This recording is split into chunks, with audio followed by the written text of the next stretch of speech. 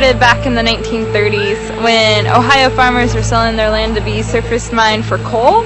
At that time it was Ohio Coal that was buying the land and mining it. And if you've ever heard of the Big Muskie, it was the world's largest dragline ever built for coal mining. So my name's Caitlin. I'm going to be your interpretive guide today. Unfortunately for you guys, you're stuck with me for the next 2.5 hours. So this is where it called home. It was out here digging up the land. You can see our landscape doesn't look like much of the rest of Ohio. It dug out so much coal through here that our landscape's completely changed. Like depressions where the coal was dug, and now hills where the coal wasn't dug from. So it's completely changed our landscape, and mining ended in the 1970s. There was a coal here. So they didn't know what to do with the land. They started reclaiming it through the U.S. Reclamation Act, and it looked like the service of the moon. So no one really wanted it. No one knew what to do with it, and a group of zoo directors, scientists, and researchers, mostly based out of Ohio, American Electric Power, who owned the land at the time, they donated approximately 10,000 acres of their previously surface mined land to their cause, and that's what became the Wild. So there's about 10,000 acres of land here. It was all previously surface mined, so we spent about 10 years reclaiming it, and then in 1994 we finally opened our gates for visitors to come through and see what we're all about. Just to kind of give you guys a heads up of what we're about to get into today, we won't be limited to the road at all in this truck, so we'll probably do quite a bit of off-roading.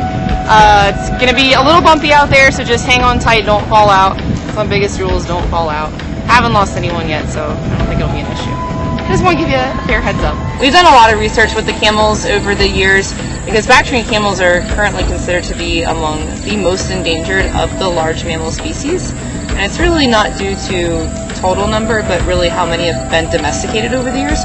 Backstream camels are quite often used for pack animals, things like that. They're farm animals. A lot of people will farm them for their hair, which I see what our camels do in their hair. I would never want to wear it. They will spit, absolutely. It's called one of their defenses. And when they spit, a camel is a semi-ruminating animal, so you know, they'll eat their food, chew it, swallow it, throw it up, chew it again. So if they spit at you, that's regurgitated food. It's quite disgusting.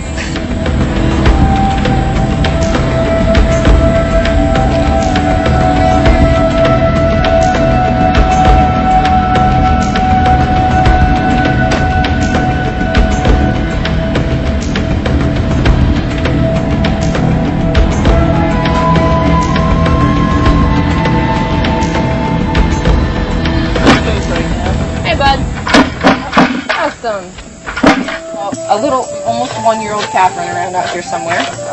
And then actually just over a week ago, he gave us his second calf. And we have a little girl running out here too.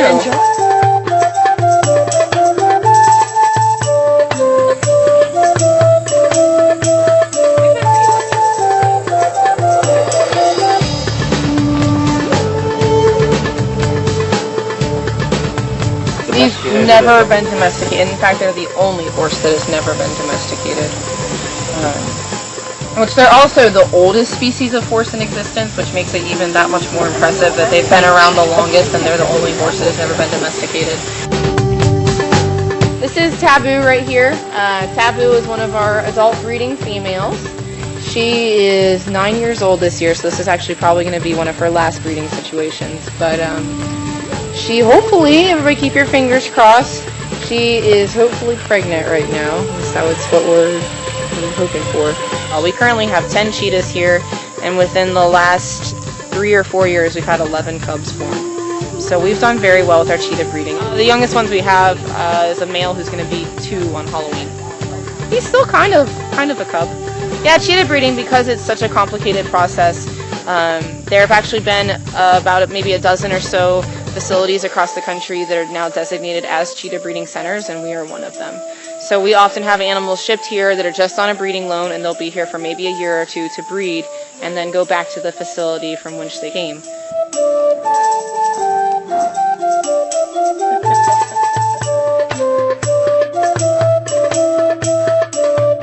Only maybe about 20 to 25% of single doe pairs will successfully breed, because mom, when she has the pups, she'll stay in the den with the pups, and then the rest of the dogs in the pack would go out and hunt, and and then they eat, and then they come back and regurgitate for mom and the pups.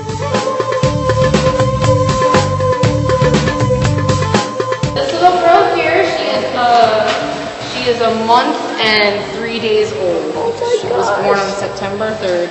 She's still learning about people. Mom teaching her how to take a mud bath, and that was pretty entertaining because, you know, she'd watch mom roll on one side and then roll on the other side, and then so she would try it.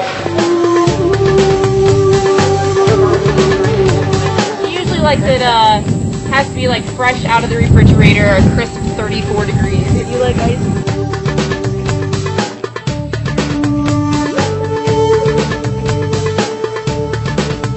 And then of course you can see our youngster laying down there.